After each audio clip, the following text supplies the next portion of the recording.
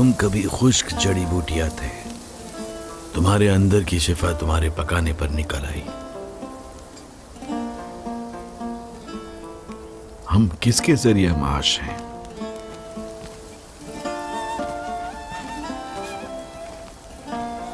شفا کا انتظار ہے بس۔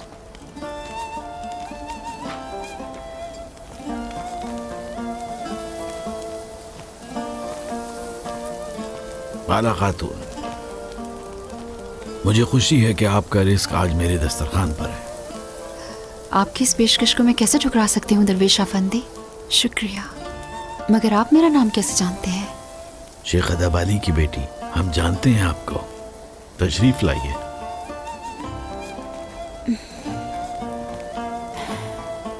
آپ سب بھی تشریف رکھیے۔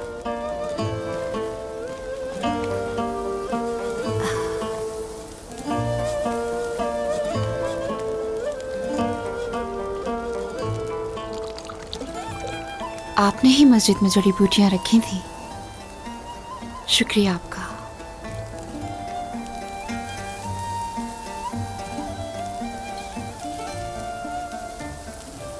مگر میں اس بیماری کے ساتھ جینے کی عادی ہو گئی ہوں درویش افندی۔ بسم اللہ الرحمن الرحیم۔ عادت ڈالنا الگ بات ہے، لیکن صبر کرنا ایک الگ بات ہے۔ حضرت ایوب علیہ السلام کی طرح بالا خاتون، حضرت ایوب علیہ السلام نے 80 سال کی زندگی میں کئی طریقوں سے کمایا۔ انہیں اللہ نے اولاد دی اور بہت سی دولت سے نوازا تھا۔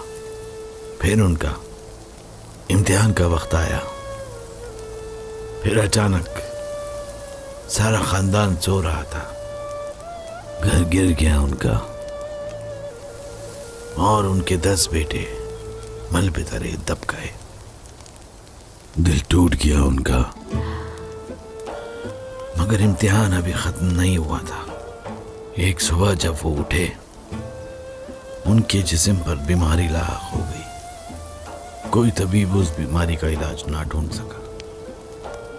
دیکھتے ہی دیکھتے کئی دن گزر گئے اور بیماری پھیلتی گئی سارے جسم پہ ایوب علیہ السلام کے۔ معلوم ہے تمہیں، انجیر کی پتی تھے حضرت ایوب۔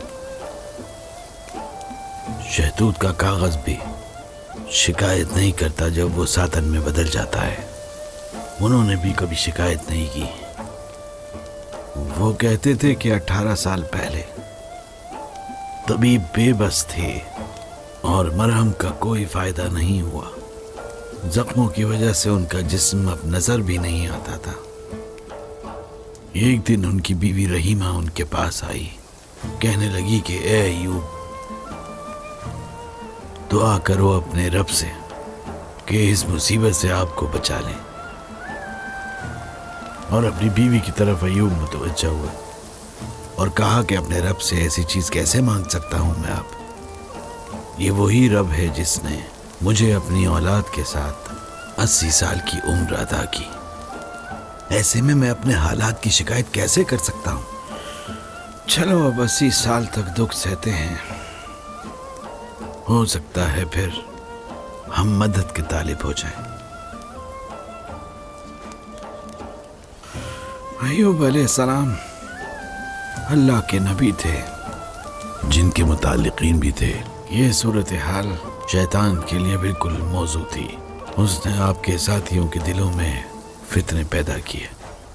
وہ آپس میں باتیں کرنے لگے، یہ کیسا نبی ہے کہ بیماری کا علاج نہیں ہے اس کے پاس؟ کوئی معجزہ کیوں نہیں ہوتا؟ آہستہ آہستہ سب ان کو چھوڑ گئے،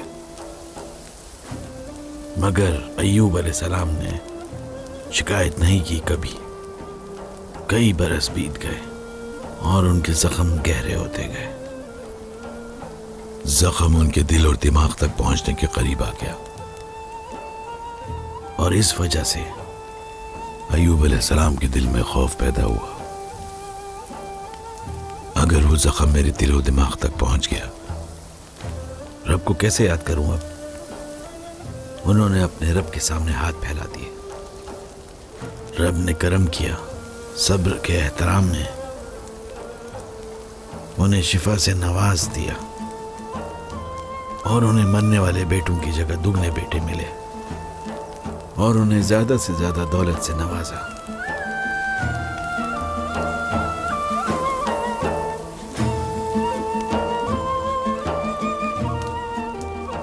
اللہ کے ہاں ان لوگوں کے لیے خوشخبریاں ہیں جو صبر کرتے ہیں، ایوب علیہ السلام کی طرح بالا خاتون۔ میری دعا ہے کہ یہ جڑی بوٹیاں شفا بخش ہوں۔